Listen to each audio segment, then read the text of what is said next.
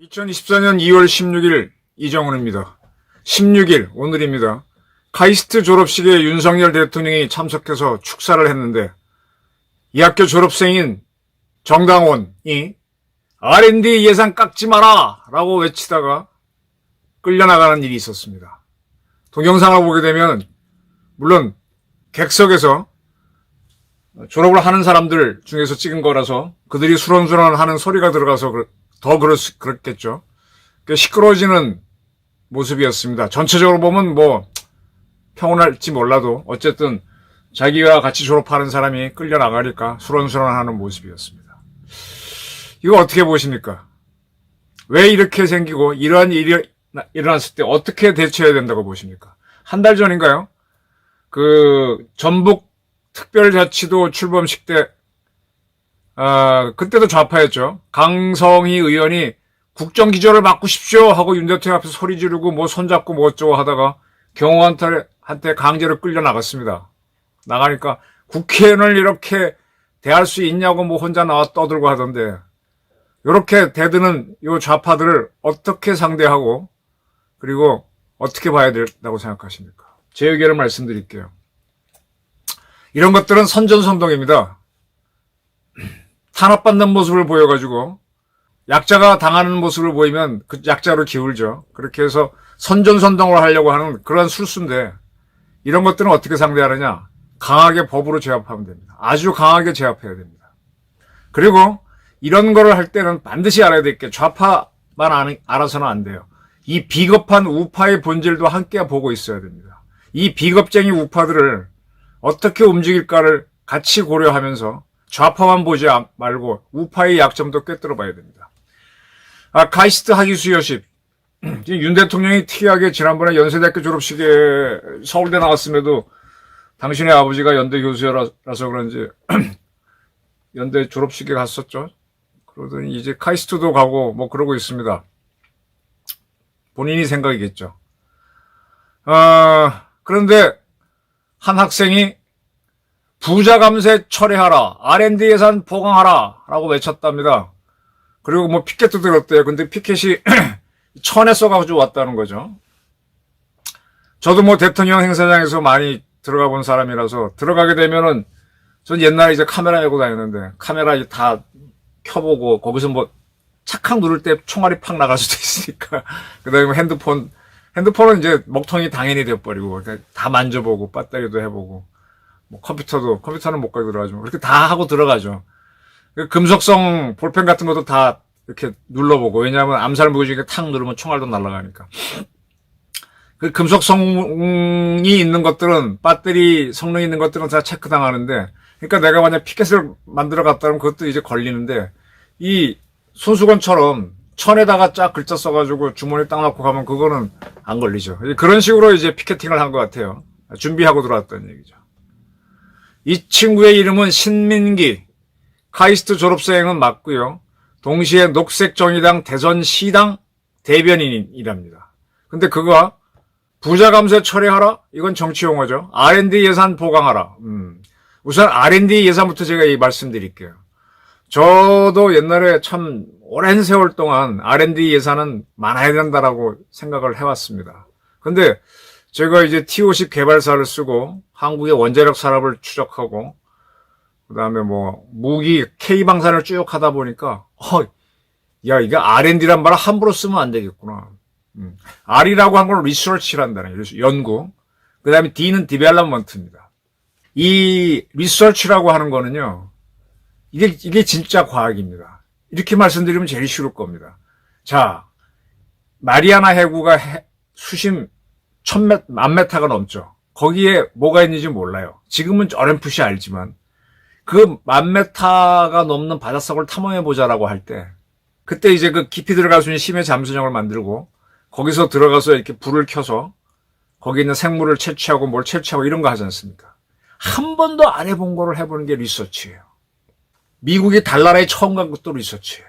거기 가기 위해서 아폴로 우주선을 어떻게 만들고 막 그게 리서치입니다. 안 해본 거 하는 거. 지금 미국의 이제 우주 연구는 목성 지나는 뭐 보이저 메터까지 보내서 계속 보내고 그게 리서치입니다. 그럼 리서치가 쭉 쌓여서 연구한 게 쌓여서 처음엔 그 연구 갖고는 절대 돈을 못 벌어요.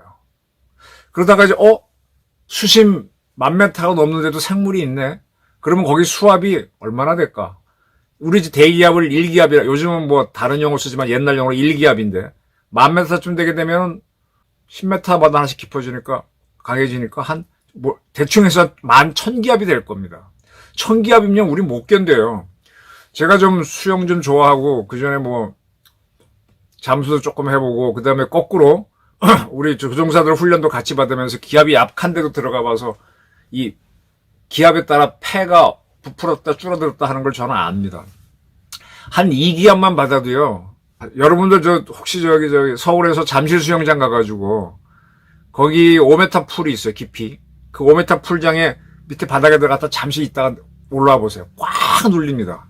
거기는 아직 2기압도 안 되는데 1,000기압 들어가면 사람 못 견딥니다. 근데 거기 생물이 있다. 그러면 그 친구는 압력 때문에 혈관도 눌리고 다 눌리는데 어떻게 생존하는지 그걸 분석하기 시작하는 거죠. 그러니까 그때 막연한 걸 하다가 우연히 발견한 해저 생물이 있다. 그래서 그놈은 강한 압력에서 어떻게 사는지 그걸 갖고 와서 분석하다 보면은 이제 깊은 큰 압력을 받을 때 살아갈 수 있는 방법이 나오죠. 기린 같은 경우는요. 키가 6m잖아요. 저도 갑자기 이렇게 고기를 확 뜨면 어지러운데 기린이 6m입니다. 물을 먹습니다. 그 다음에 놀래서 확 들면 6m를 들어요. 그러면 머리에 있던 피가 갑자기 내려가서 걔도 어지러워야 돼요. 근데 어지러워하지도 않고 그게 사자가 나타났다면 그대로 도망갑니다. 어지럽지 않으니까 도망가는 거지. 그러면 그 친구는 이 목이 굉장히 긴데 왜 피가 빨리 안 빠지느냐. 그건 시스템이 다른 거죠. 그걸 그렇게 연구가 나오는 거죠. 기린이라는 걸 처음 가서 발견해서 이놈이 이런 특징이 있구나. 그래서 그걸 가지고 연구하다 보면은 이 피가 확 했을 때 덜 내려가는 방법을 찾아낼 수 있게 되고 그런 연구가 한번 나오게 되면 그걸 더 잘할 수 있는 게 나오고 이런 것들이 디벨롭먼트입니다. 그렇게 해서 이제 처음에는 과학을 하다가 디벨롭먼트 좀 오게 되면 이건 기술이 되는 건데 그래서 과학이 발전하면 기술이 따라 발전하는데 지금 대한민국은요 R&D를 통해서 경제가 발전했다? 저는 새빨간 거짓말로 봅니다. 물론 과장법입니다. 뭐냐? 우리는 지금 서양 친구들이 산업혁명 전부터 과학을 쭉 일으켜서 우리는 옛날에 뭘로 봤습니까? 수화목금토로 봤잖아요. 만물의 구성 요소를. 우리 주역할 때 보게 되면 뭐 토기온, 수기온, 목기온, 수화목금토로 봤고 인도 친구들은 지수화풍으로 봤죠. 불기운, 지는 땅기운, 수, 물기운, 화, 불기운, 풍, 바람기운. 목기운이 없죠, 거기는. 근데 서양 친구들은 100 몇십 개인가 200개 되는 원소를 발견해서 그 원소가 어떻게 결합하에 따라 물체가 만들어지는 걸 알았기 때문에 더 정교한 분석을 한 겁니다. 그런 것들이, 그걸 가지고 그들이 이제 이거 원소를 어떻게 섞으면은 뭐가 만들어지고 옛날엔 그냥 단순한 철이었는데 거기다가 탄소를 집어넣으면 탄소광이 되면서 더 강이 되고 그걸 또 어떻게 하면은 또 무슨 더 강한 녹도 안 쓰는 스틸이 되고 스테인리스 스틸이 되고 해서 현대문학이 확 발전했잖아요. 그걸 우리는 어떻게 했어요? 우리가 연구한 것도 아니고 개발시킨 것도 아니고 걔들이 다 해놓은 기술을 갖고 와서 우리는 복사해서 한 거잖아요. 그 복사를 가장 열심히 하게 만들었던 사람이 박정희 대통령이지 않습니까? 그거 배우는 것도 어려워가지고 카피하는 것도 머리 싸매고 해서 지금 우리가 산업국가가 된 겁니다. 그거 되고 나서 보니까 서양 친구들은 R&D에서 발전했구나 해서 우리도 R&D 하는데 지금 저는 과학자들 각 대학의 공대 교수님 쭉 만나서 그분들이 뭘 R&D 하나 보니까 R&D 없어. 서양 애들이 다 R은 다 해놨고 D도 해놓은 거 갖고 와서 한번 따라서 해보는 거예요. 그래갖고 이 R과 D를 내서 얻는 거는 기술을 얻어가지고 이제 새롭게 키우는 건데 이 R&D 해가지고 나오는 생산성 있는 경제성 있는 기술은요 1000분의 1도 안 됩니다. 이 과학자하고 하는 사람들이 그거 연구해보면서 연구비 따먹고 먹고 살고 있거나 아니면 자기 봉급이 있는데 플러스로 인센티브나 받고 있는 게 거의 99.9%입니다. 대한민국의 원자력 연구원, 항공우주연구원이 제일 큰데 거기를 비롯해서 우리나라 무슨 뭐 김치연구소도 있을 거예요. 에휴, 다 그랬어요. 저는 대실망이에요. 우리 뭐 항공우주청 만든다고 미국에 나사 같이 만든다고 하는데 거기서 무슨 R&D를 해. 미국이 다 한 거 카피해갖고 하면서 우리도 좀 해보고 따라가는 거지. 미국이 야구 좋아하면 그 야구를 우리도 배우는 거지. 그래서 우리도 즐기는 거지. 우리가 새롭게 야구라고 하는 게임을 만들거나 룰을 만드는 게 아니잖아요. 그래서 R&D 연구 예산을 보강하라는 얘기 나올 때마다 야, 이거는 과학자라고 하는 집단의 상당한 이기주의다. 정말로 그들이 국가와 민족을 위해서 미래의 먹거리를 얼마나 많은 걸 개발해냈느냐, 연구해냈느냐, 난 계속 의문점이 많이 들어요. 너무 흥청만청입니다. 갈 때 가야 돼요. 근데 이 친구는 요걸 떠들면은 국민들이 좋아한다는 것 때문에 떠들었어요. 부자 감세 철회하라. 아, 이것도 국민들이 좋아할 것 같죠. 부자가 죽으면요, 경제가 죽습니다. 아니, 내가 열심히 일해가지고, 내가 잘 돼야 남을 나눠주죠. 내가 잘 안 되는, 열심히 해도 안 되는데, 부자가 못 되는데, 명예도 못 얻는데, 내가 뭐하러 열심히 해. 그래서 자유민주주의 국가에서는 경쟁을 허용하는 겁니다. 그리고 가장 크게 자란 놈이 많이 먹게끔 해줘서, 걔가 시컷 먹고 난 다음에, 그러면 그도 이제 한계가 있잖아요. 그러면 그 기술을 공유화해서 뭐 누구나 가질 수 있도록 그때쯤은 특허도 풀어주죠. 그래서 발전시키는 거예요. 또 성공한 놈을 보고 나도 성공하겠다고 대드는 노력하는 놈이 나와서 이 자유주의 시장 경제는 계속 발전하는 겁니다. 그래서 부자들에 대한 세금을 너무 많이 과세하게 되면 부자들이 안 되려고 하면서 나라가 경제가 망합니다. 이런 거를 모르는 이 젊은 친구라서 그런지 아니면은 과학기술을 하려고 카이스트 갔으면 과학기술이나 제대로 하든지 무슨 녹색정의당 이념에 빠져가지고 요걸 탁 외칩니다. 근데 이걸 국민들이 좋아하는 걸 알고 한 거죠. 당연히 경호원들이 끌고 나갈 걸 알고 했겠죠. 그리고 한국의 경호실도요, 대통령 행사 간다 그러면은 거기 오는 사람들 대충 누군지 알아요. 예상하고 있을지도 몰랐을 거예요. 네.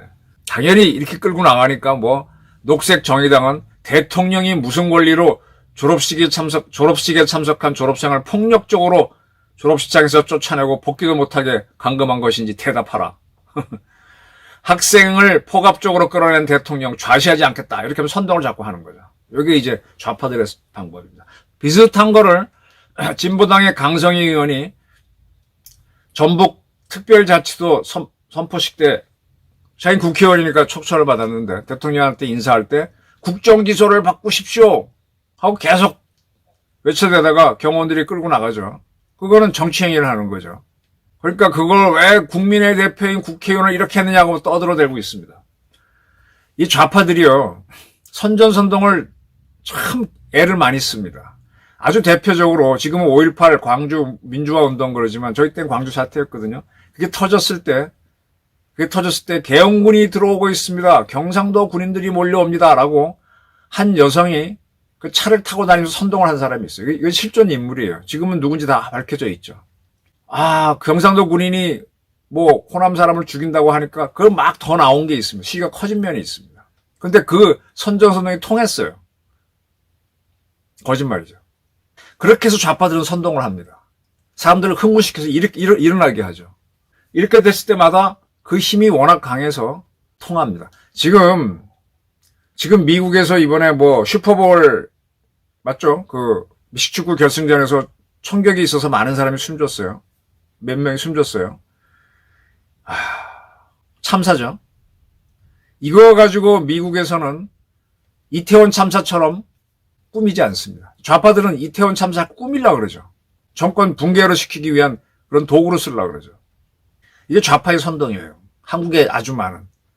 자, 이 좌파 선동 중에 아주 엉터리를 하나 증명해 드릴게요. 좌파들이 관여돼서 전국 장애인연합 전장년이라고 있습니다. 그들이 인권 중요합니다. 그래서 그분들이 뭐 전철 이용할 수 있도록 전철 요구해서 전철 가보면 그런 시설 돼 있죠. 근데 그분들이 좀 불만이 있어갖고 출근 시간에 전철을 막고 시위를 했습니다. 그런 게 나올 때 많은 언론들이 동조를 해주고 좌파 언론들은 대서특필을 합니다. 2월 9일일 겁니다. 꿍따리 샤바라 샤시 그 노래 맞죠? 그 강원래 씨 교통사고로 휠체어 타는 장애인이 됐죠. 이분이 이승만 다큐인 건국전쟁 영화를 보러 갔는데 영화관에 가보면 다 계단입니다. 이 휠체어가 들어가지 못해요. 그래서 그 사람이 그걸 보지 못하고 자기 아내하고 딸, 송이만 보고 나는 그들이 올 때까지 밖에서 기다렸다라는 거를 뭐 페이스북인가 올렸었습니다. 장애인이 못 봤다 그러면 전장년이 나와서 이거 시위를 해줘야 되는 건데 아무도 안 합니다. 좌파들은 절대 안 합니다. 왜? 이승만 영화를 보러 갔기 때문에. 좌파들이 선별적으로 어떨 때는 장애인들을 이용하고 어떨 때는 이용하지 않습니다. 항상 장애인들을 위하는 것 같지만 아닙니다. 참사가 있다고 해서 무조건 이용하는 게 아니에요. 이태원 같이 젊은 애들이 많이 숨지고 그러면 그런 걸 이용하는 거죠. 천전선동을 한단 말입니다. 다행히 이 강원래 씨 문제를 캐치한 게 한동훈 씨였어요. 야, 그러면 이 시행령을 고쳐서라도 영화관에서 장애인들이 볼 수 있도록 시행령을 고쳐서 어떻게 해보자, 이런 아이디어를 내는 거죠. 좌파들은요, 자기들이 원하는 걸 이루기 위해서 선전선동을 합니다. 그런데 이렇게 딱 나왔을 때 이게 뭔가 이상한 말이란 걸 우린 금방 알아요. 왜 강원래 씨가 영화를 못 보는 거에 대해서는 장애인 단체하고 좌파는 가만히 있고, 왜 좌파들이 개입한 장애인 조직이 움직일 때는 일반인들 출퇴근 시간을 막고 해도 우파들은 가만히 있는, 멍충이란 걸 아는 거죠. 그 카이스트 똑똑한 친구들이 졸업식을 하고 교수들이 있는데 학생이 그거 하나 외칠 때 거기에 하나 맞장 치면서 조용히 해! 하고 외치는 용기 있는 카이스트 졸업생도 교수도 없는 거죠. 그게 쫄보 우파들의 본질입니다. 오늘 아침 신문을 이것저것 보다가 박은주 씨라고 조선일보 부국장일 겁니다. 고대 나온 걸로 아는데 글이 제목 때문에 봤어요, 처음에는. 근데 글을 참 잘 썼어요. 뭐 무슨 얘기인가 하면은 그들이 이승만을 덮쳤을 때 왜 이승만이 악마가 됐느냐를 분석한 글입니다. 아주 짧은 글인데 부제는 이겁니다. 이승만의 악파와 악마화는 좌파 혼자가 만든 게 아니다. 우파들이 같이 만들었다. 그러면서 예를 듭니다. 이승만 대통령이 살고 났을 때 하야했죠. 불의를 보고 방관하지 않는 100만 학도와 국민들이 있으니 나는 얼마나 행복한가. 그런 얘기를 하면서 이승만 대통령이 독재자라고 하는데 독재 나가라니까 그래 나는 국민들이 요구하면 나갈게 하고 나갔잖아요. 그렇게 나갔으면 야 그거 대단하다고 하는 사람들 많습니다. 그런데 공식적으로는 계속 이승만은 독재자로 악마화 해놨습니다. 아니 지금 전두환 대통령도 제가 이렇게 어느 자리에 가보면 그때 경기 좋았고 전두환이 잘했다는 얘기 나오는데 공식 매체에는 전두환은 살인마고 뭐고 다 이렇게 돼 있어요. 그걸 못 바꿔요 지금. 왜 못 바꾸느냐. 그렇게 이해하는 우파들이 비겁해서 그렇다는 거예요. 그래서 좌파들 선전선동에 말린다는 겁니다. 박은주 씨가 그걸 쓴 거예요. 좌파 프레임에 굴복한 보수. 네. 4.19 다음에 5.16이 일어나서 박정희가 집권했는데 박정희 시절에 이승만 박사가 돌아가셨죠. 근데 이승만에 대한 여론이 안 좋았다는 걸 특히 이제 4.19 세대들이 서울대생들이 안 좋아하니까 대통령이 돌아가셨으면은 전직 돌아갔으면 국장을 해야 되는데 국민들이 싫어한다고 국민장으로 하겠다 그러니까 그 이 대통령의 양자인 이인수 박사가 아이고 뭐 젊은 학생들이 이렇게 싫다고 하는데 뭐 국민장은 또 뭐라 할 이유가 있습니까? 그냥 가족장으로 하겠습니다 하고 가족장으로 밀어붙였습니다. 그렇게 되면은 좀 우리 박정희 대통령이 그 가족장 장례식에 와서 조사라도 읽어야 되는데 박정희는 안 오고 정일권 총리를 보냈고 그리고 이은상 씨가 박 대통령 글을 대독했습니다. 조사를 읽었습니다. 박정희도 비겁했던 거예요. 그 날카로운 박정희도. 그런데 그 박정희도 죽었을 때, 죽고 난 다음에 친일파인 들어가지는 않았지만 아주 망신을 당했고 100년 전쟁. 네, 100년 전쟁은 저도 이거 잘못된 다큐라고 뭐 기사도 쓰고 했는데 거기에서 아주 박정희를 스네이크 박하고 막 조롱하는 게 나오고 그래도 그 말리는 놈이 없었죠. 저 정도가 신동아의 기사를 쓰고 근데 이거 가지고 나중에 재판이 붙었는데 1심, 2심에서는 이 100년 전쟁이 집니다. 근데 대법원에서 뒤집어져요. 그때 대법원에서 이 판결을 내린 사람이 누구냐? 그게 바로 김명수 대법원장, 김재영, 박정화, 민유숙, 김선수, 노정희, 김상환 이 문제가 없다고 하면서 7대6으로 엉터리 뉴스를 갖고 만든 다큐가 문제가 없다라는 판결이 나옵니다. 좌파들이 이렇게 만든 프레임에 이제를 또 편승한 겁니다. 그러니까 진짜 제가 탈핵비판이라는 책을 문재인 정권 때 만들었다고 그랬죠. 그래서 그거를 가지고 그때 하도 원자력을 죽이니까 그때 공론화위원회에서 원자력을 계속 하자고 나왔는데 그래도 세웠잖아요. 그래서 그걸 갖고 이제 세미나를 열고 국회에 가면은 제가 막 그 국회의원들 특히 국민의힘 사람들 보고 얘기하면 다들 외면했어요. 왜? 그때만 해도 친핵을 하게 되면 표가 안 나오니까 아이고 뭐 안 올라 그랬습니다. 그러다가 윤석열 후보가 인기가 올라가고 원자력 해야 된다니까 너도나도 다 친핵이 돼. 그때는 좀 뭐 너무 그랬었는데 사실은 내 심정은 이거라고. 내 참 더러워서. 이영훈 선생이 친일 종족주의를 썼을 때 얼마나 욕을 했습니까? 근데 그거를 같이 지켜준 보수가 있던가요?